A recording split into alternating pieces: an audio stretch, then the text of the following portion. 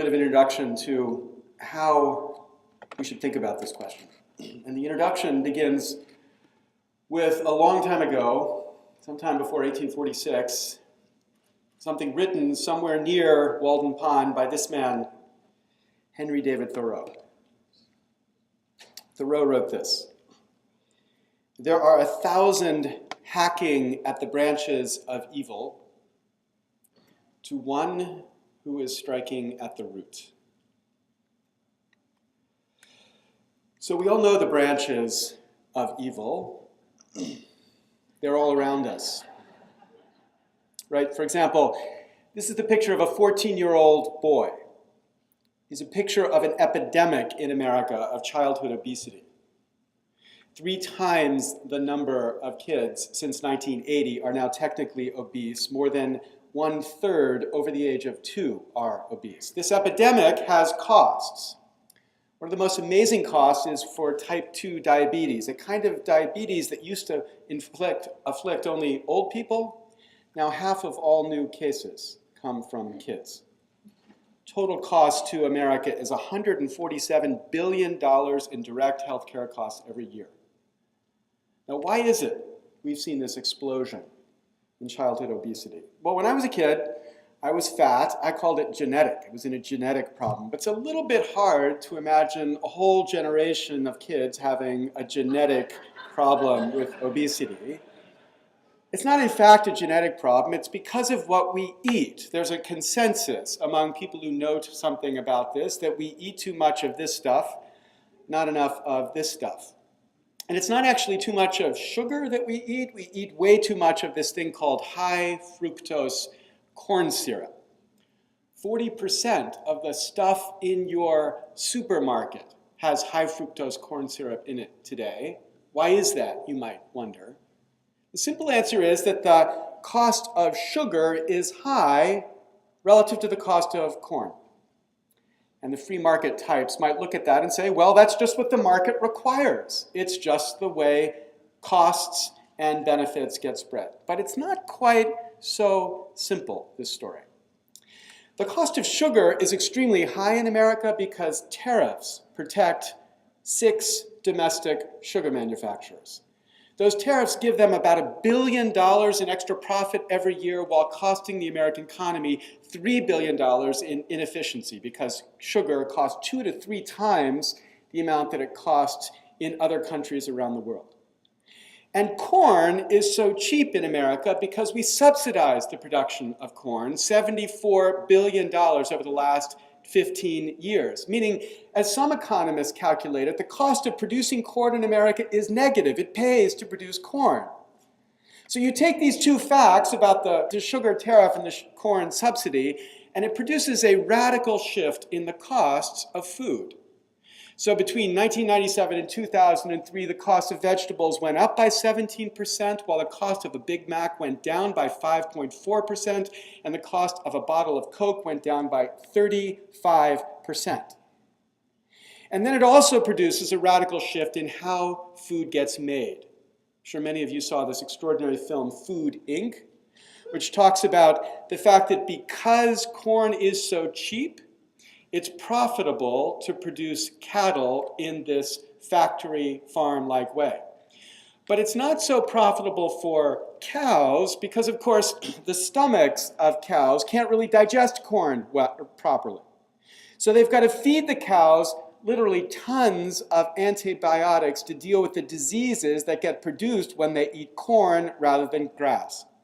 Which means that we have a plentiful number of these new bugs, increasingly bugs that antibiotics can't deal with, producing salmonella, which if this were a film, I would then cut to some 4-year-old boy who died because he ate a hamburger that had a salmonella poisoning that could not be stopped. All of these changes because we've made corn so cheap and sugar so dear. Now you might look at this and say, why is there such anti-free market silliness going on here?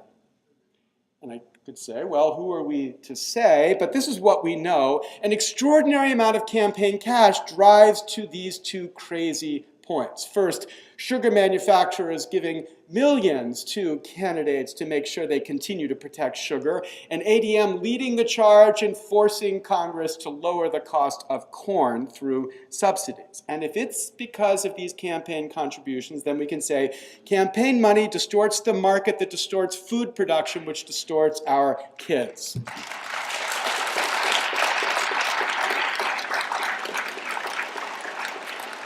But think of this example, Wall Street, the worst of these examples. There was, of course, an extraordinary collapse on Wall Street 2 years ago. Why was there such a collapse? Well, the story is told in this fantastic book by Simon Johnson and James Quack. Their book begins with understanding the collapse that happened around the time of the Depression. It goes something like this. There was a really bad depression. That depression inspired a government to embrace a simple principle when it came to financial services. The principle was oversight. Oversight when money is involved. So every single major instrument of that economy, bonds, stocks, savings, were supervised, or you could say regulated, by three principles. That they would be public, that they would be transparent, and they would be subject to anti-fraud requirements. In the 1990s, there was an innovation in thinking about the financial services sector. The innovation was deregulation of the financial service. Heck, it worked for airlines, why not for banks? So new financial instruments were now private. They were not subject to public, transparent, anti-fraud requirements. So I asked Frank Partnoy, who is a scholar in this area, to calculate the consequence of this. And he said to me in 1980, 98% of the financial instruments in our economy were subject to these basic oversight requirements. In 2008, 90% were exempt from these basic oversight requirements. This shadow banking industry encouraged this bubble, but even that wasn't enough for the deregulation mavens. They also wanted a little bit of re-regulation. In the course of this period, as Quack and Johnson demonstrate, the deregulation mavens began to ask for a certain kind of government guarantee, signaled indirectly through the Fed and changes in the regulatory system, that when this bubble burst, there would be a bailout on the other end. They got that guarantee, producing perhaps the dumbest system of socialist ever created by man, socializing the risk but privatizing the benefits. An insanely stupid financial system. Now, why is it did we produce this? Well, who are we to say? This is what we know. The fastest growing industry in campaign contributions over the last 25 years has been the financial services sector. Or here's another example, very vivid to you, of course, the Deepwater Horizon explosion and then spill. Many people look at this and say, how is it such an accident could happen? Aren't there environmental impact studies or risk evaluations that would have said that such a experimental drilling should have been more carefully protected? I mean, after all, in my area of the country, we've just spent 9 years and 10,000 pages of environmental impact studies just to build a green energy wind system to generate electricity. So when you look at something like the Deepwater Horizon, you might think to yourself, how much studying did they have to do for that? The answer was they had to submit 17 pages of analysis before they were exempted from any further studies to evaluate the impact of that innovation. Now, of course, when Congress looked at this, Congress was, as they said, shocked. Kind of evokes this memory. I'm shocked to find that gambling is going on in here. You're winning, sir. Oh, thank you very much. Everybody out at once. So, but yet, of course, it was Congress that had required this system of oversight, this approval within 30 days of submitting something to get a deep water-like drilling permission. Now, why did they require this? Well, who are we to say? What we know is endless campaign cash here led to this crazy public policy. Or think about global warming. We have had 2 years of Democratic control in Congress with supermajorities in the House and almost supermajority in the Senate, and a president who promised he would do something about this, $110 million spent by organizations around the country pushing global warming legislation, but just in July, the Senate Majority Leader says they are going to abandon the idea of global warming legislation in this Congress. Why? Who are we to say? What we know is endless campaign cash pushing to this end. And then, of course, there's healthcare. Some people look at the healthcare debate and they say, this just shows that Barack has changed DC. My friend Ezra Klein of the Washington Post wrote this piece about the twilight of the interest groups. As he said, the Obama administration succeeded in neutralizing every single industry. Oh yeah, right. My view is closer to Glenn Greenwald's. Here's what Glenn said. If by neutralizing, Ezra means bribing and accommodating them to such an extreme degree that they ended up affirmatively supporting a bill that lavishes them with massive benefits, then of course he's absolutely right. The way this bill has been shaped is the ultimate expression and bolstering of how Washington has long worked. One can find reasonable excuses for why it had to be done that way, but one cannot reasonably deny that it was. Evoking the words of the 20th century's greatest philosopher, David Byrne, who said, the sound up please, same as it ever was. Same as it ever was. In all these cases, what we've got here is evil branches. And what we need to ask is, how do we find the root? Now, everybody here knows what the root to these problems is. It's cash.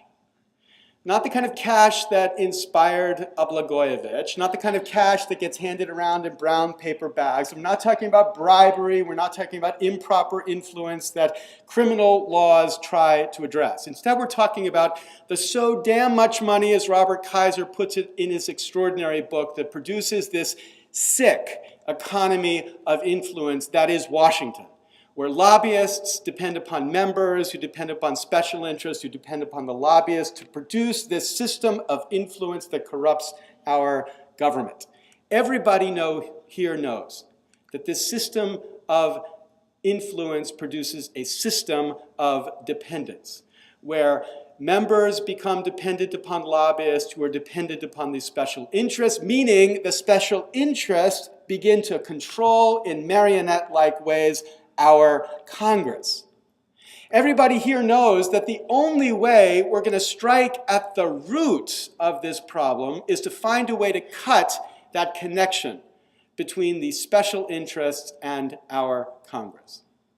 And everybody here knows that the only way we're going to do that is an idea that a Republican had more than 100 years ago, citizen-funded elections. And I hope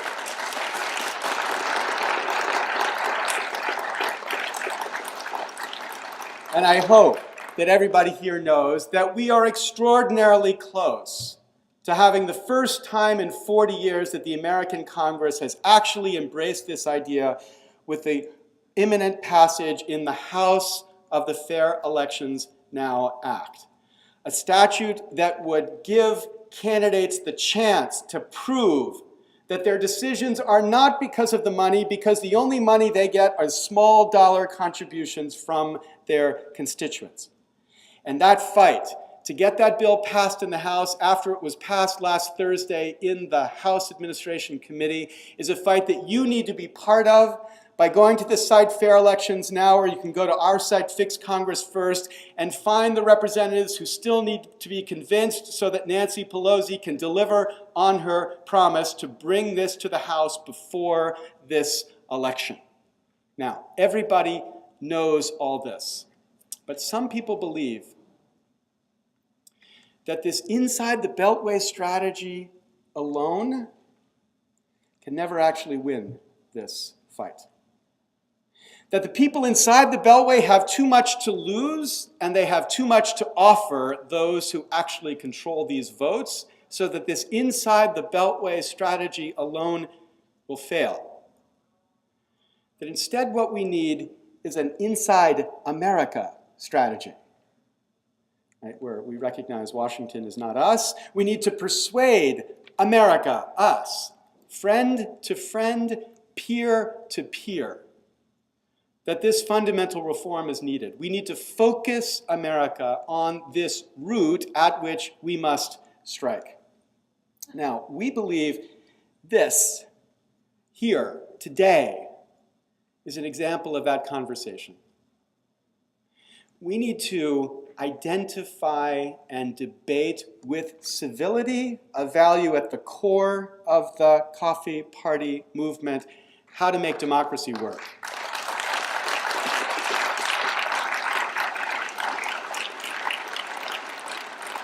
And as more and more begin to see the product of movements and events like this, maybe these mock conventions can become something real. Because a real convention is what our framers intended when they crafted the Constitution. Article 5 of the Constitution explicitly includes a provision to permit the calling of a convention for the purpose of proposing amendments, and they imagined that would be the strategy when the insiders lose touch with the rest of the American people. When the insiders lose touch, the outsiders were to reach in. And if we can get 2/3 of states, 34 states, to make this call for a convention, then we can have this platform to debate and resolve this in a way the insiders don't control. Now, people look at this and they say, but there's never been a convention under Article 5. That's technically true, but it misses a very important point. The only time in the history of America when our Congress changed its internal corrupt system was the 17th Amendment. And the only reason there was a 17th Amendment is that the call for a convention in the states came within one state of being enough. And when Congress realized that these outsiders were about to have a convention, they were scared to death. And when they were scared to death, they quickly passed the 17th Amendment that they thought would staunch the reform movement. And in 1913, that amendment was ratified and the push for a constitutional convention was stopped. Now, even if you don't get to the number we need, 34, what we believe is you terrify the insiders to begin to deliver the kind of reform that would satisfy us. And if we had that kind of fear in Washington, we might actually get something done. Now, we need a movement here, a citizens' movement. But recognizing citizens have different goals. Recognizing citizens with different goals are not the enemy. It is this system of government that is the enemy. And as we build this movement, we need to recognize that allies in an effective movement can be extraordinarily diverse. Think of the diversity among these key allies in World War II. They faced a common enemy and defeated that common enemy despite their differences. So as people look at the Tea Party, as much as we get angry at the particular things they say or the particular things they want, we need to recognize the Tea Party is not the enemy. Despite their extremism, it is their passion and a strategy here that can be used to fight a common enemy that we have with them. David Donnelly yesterday told you about this video which Fair Elections has put out. Here's a video to demonstrate this picture.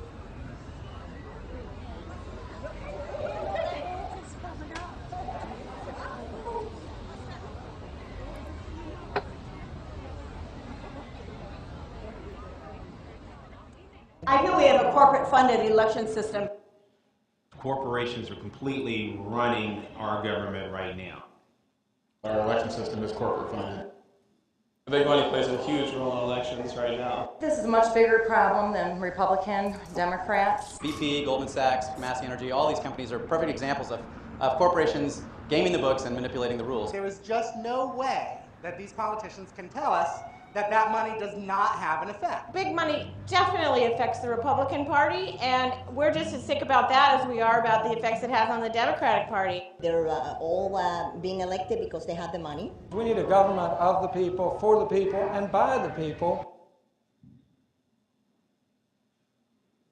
Elections held by, just regular people and not funded by big companies is a very good idea. I'm all in favor of the Fair Elections Act. Only little people, small people, us people can give to the local officials.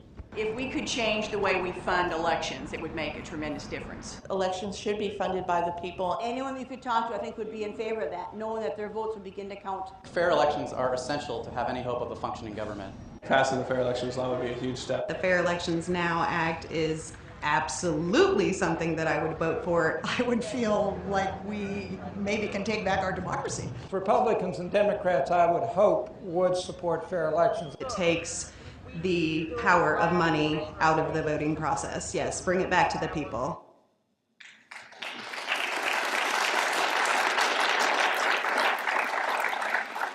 There are not common goals here between the Tea Party and us, or me. Maybe some of you are members of the Tea Party. If you are, welcome. There's not common goals between people on the right and people on the left. But we need to find a way to teach America there is a common enemy, and to draw together to fight that common enemy. And if we win, we will win for a reason that the last serious reform movement in America won. Because we should remember, as we stand here in Louisville, Kentucky, a movement called the Progressive Movement. Today, many people look at that movement and say it was a liberal movement. It was not a liberal movement. The reformers in that movement came from the right and the left. Reformers. Teddy Roosevelt was a Republican.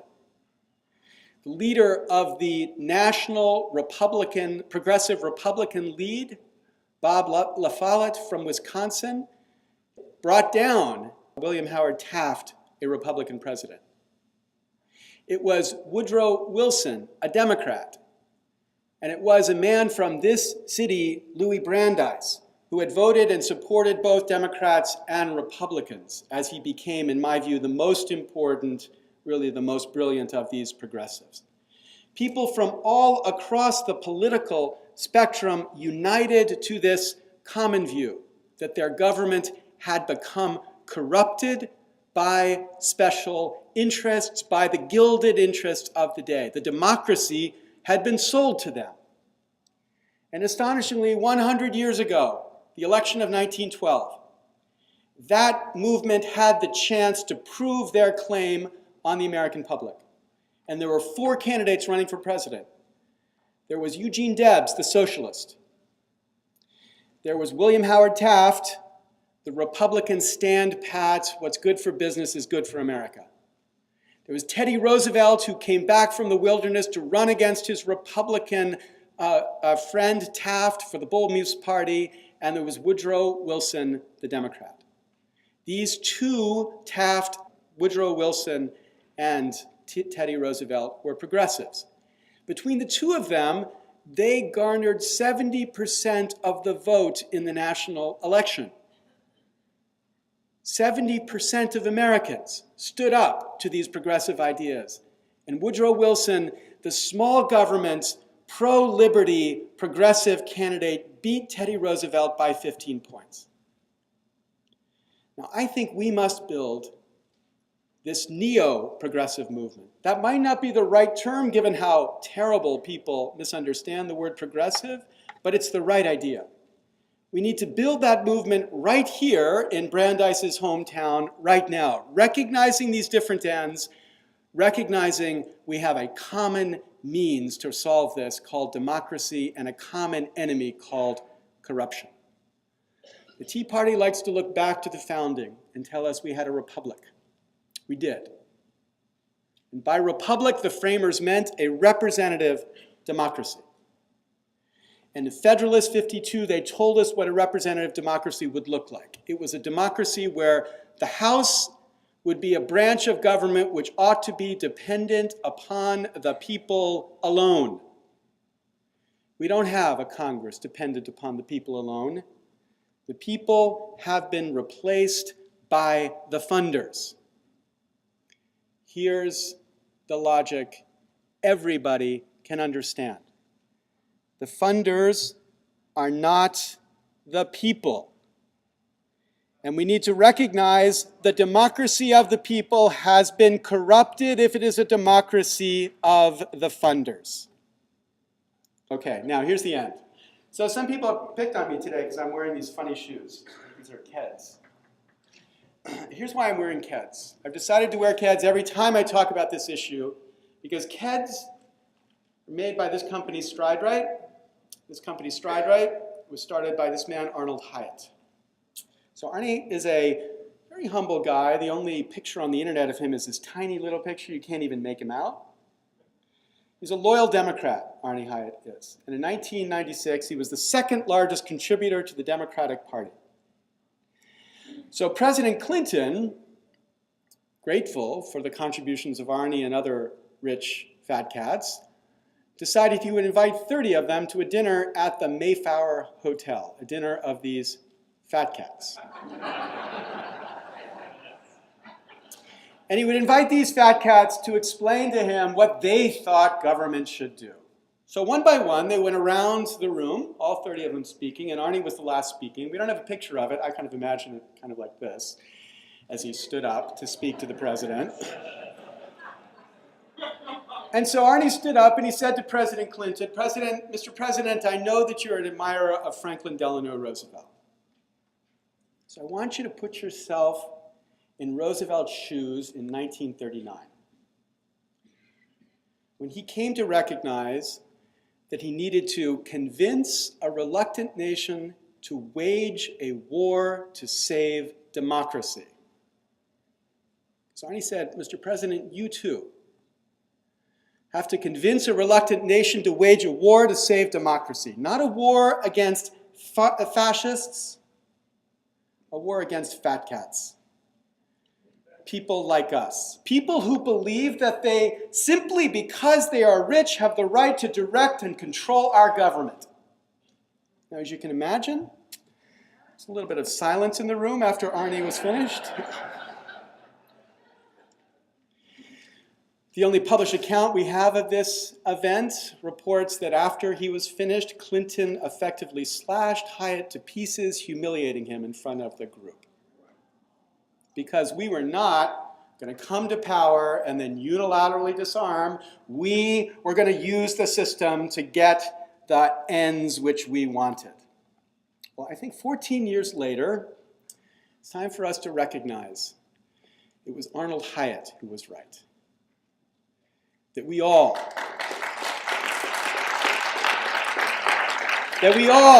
have to convince a reluctant nation to wage a war to save democracy. And borrowing from the last great Republican president, we could say, a great civil war, as in the sort of civility you guys care so much about. That kind of civil war, right? A war which would test whether that nation or any other nation so conceived can long endure. What was that test? For us to be here dedicated to the great task before us, what is the task?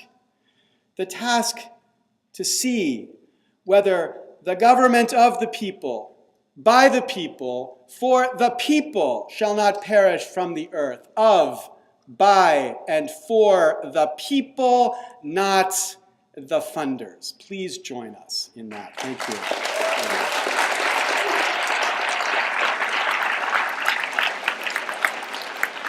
Thank you.